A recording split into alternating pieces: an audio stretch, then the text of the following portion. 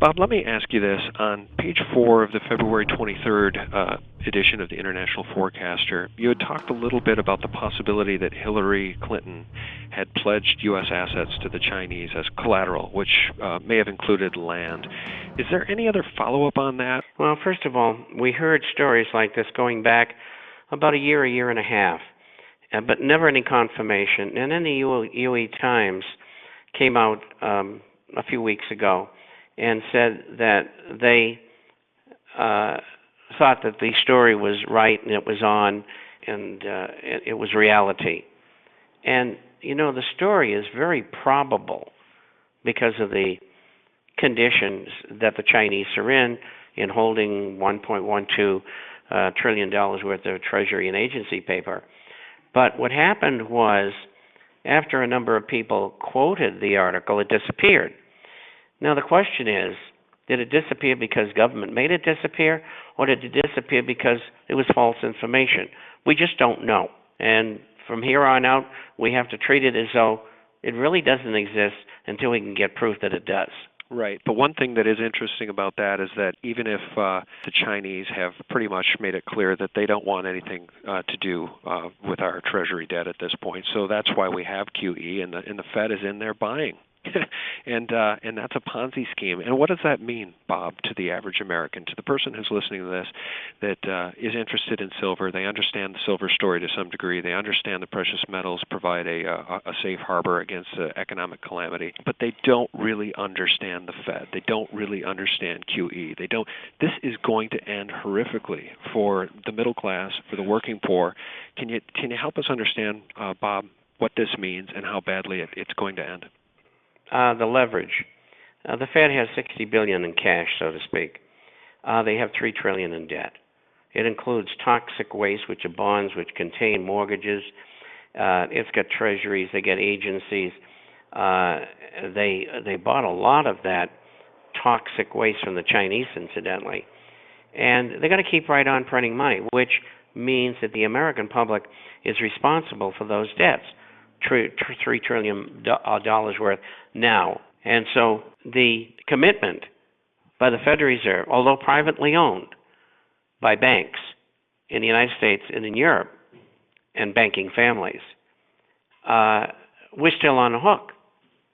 And if they are unable to pay, or if they're disbanded, or any one of those kind of things, then the American public's going to have to pay it. And how I think this is all going to turn out is this way.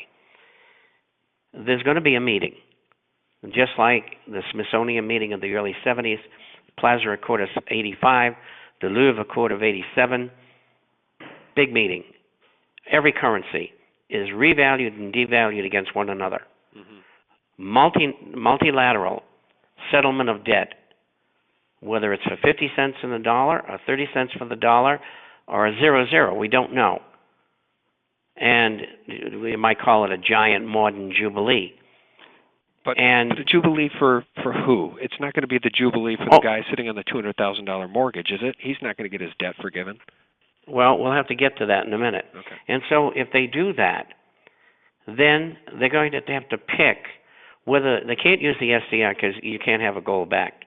They're going to have a gold-backed currency. Whether it's a combination of 5 or 10 currencies, which I think is unwieldy.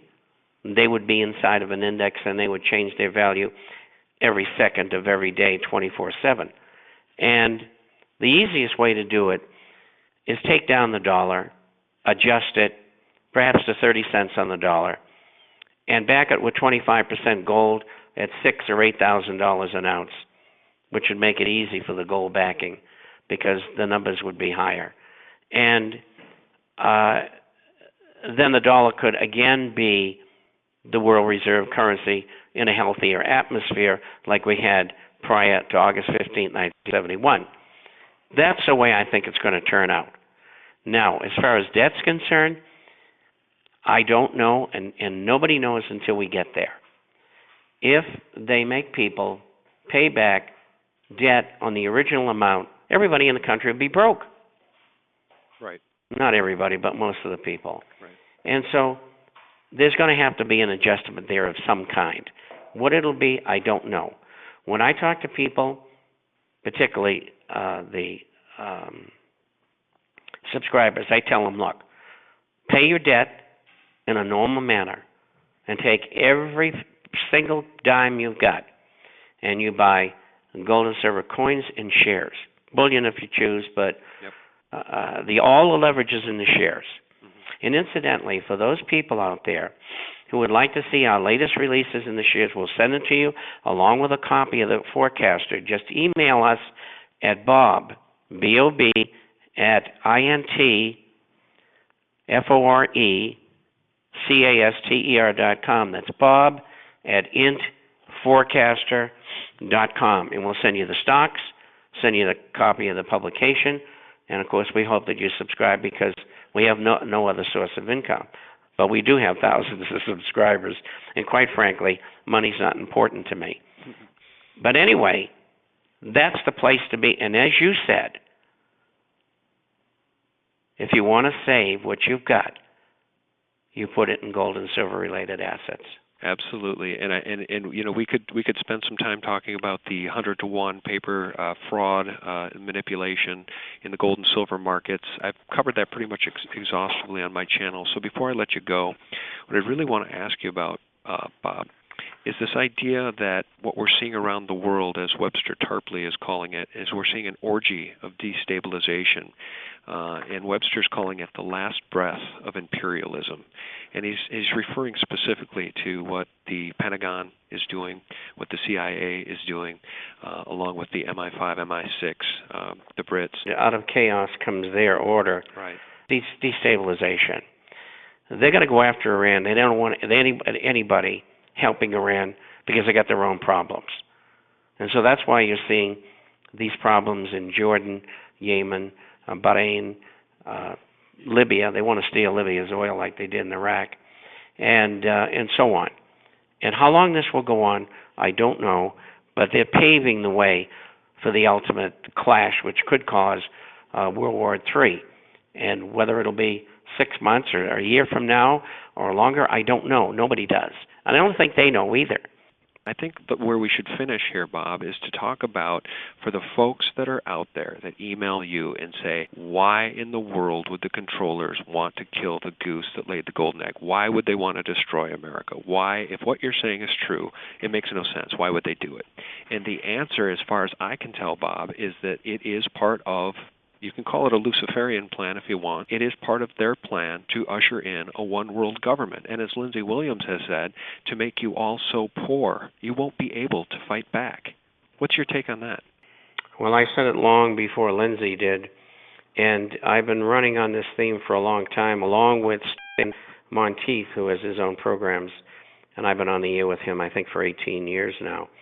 And he and I came out of the same background and environment from a psychopolitical direction. And yes, that's what it's all about. To bring particularly Europe and the United States to its knees, financially and economically, to force them to accept world government. And that's really what this is all about. I read an article describing how the only way they could take the United States down is by having, and it wasn't called that then, free trade, globalization, offshoring, and outsourcing. Right. And they have ripped the heart out of America. They have. Because all of the money in America, for all intents and purposes, emanates from manufacturing. And once that's gone, America is helpless. Right. And that's why the transnational corporations and Wall Street and banking have pushed this. Unless we have tariffs on goods and services, America will be destroyed. You're right, and you know, when I was in high school, Bob, none of it made sense to me. Even when I was a young boy and I heard about the JFK assassination, and my mother explained to me that, you know, the theory was that one man had done it alone. She wasn't quite certain that that was the case, but then I learned about the Warren Commission's magic bullet theory. They had to create a magic bullet, Bob, to sell that to the American people. And people stood down. They accepted that their good president had his head shot off, and that a magic bullet did it. And it's incomprehensible to me that people could swallow swallow that and essentially stand down as their government was taken over. And then, 9/11 happened, and that was the real awakening for me. But I never understood it, Bob. I didn't understand it when Al Gore was on Larry King trying to sell the American people on globalization and offshoring corporations and free trade, and it made no sense to me then, and now it's real clear. It was all part of a much bigger plan. Well, it's an evolutionary process of learning. It's like dialectics in a way, where you go forward 2 steps and then you go back 1. And when you go back 1, you say, gee, what I learned in step 1 and 2 wasn't quite right. And then you go forward 3 steps and you learn lots more and come back 2. So it's an accumulative process. And that's why G. Edward Griffith and myself, Anthony Hilda, Stan Monteith, that's how we're able to present what we have, because we've gone through more than 50 years of that process. So we know all of the ins and outs of what have to be known to bring the story together and bring it as simply as possible so everybody can understand it. Absolutely. And the gift that you're giving all of us, Bob, is taking the time to share these stories and to keep the rest of us who care enough to listen anchored in the truth of the past and anchored in the truth of the present.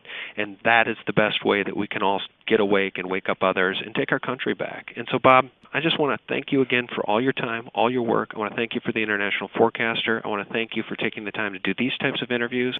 Thanks for all you do, Bob. Well, you're very welcome, and thank you for listening.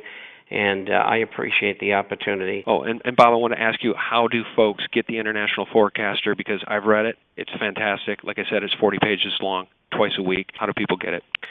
Well, the forecast is about business, finance, economic, social, political issues all over the world. We publish on Wednesdays and Saturdays, about 40 pages each time by email. We have a hard copy that goes out twice a month for those who are not on the Internet. Everything that you need to know every week about what's going on in the world is in that publication. You can get a free introductory copy by going to theinternationalforecaster.com. And as I mentioned before, if you want our stocks, if you want a free copy, you can email us at bob@intforecaster.com.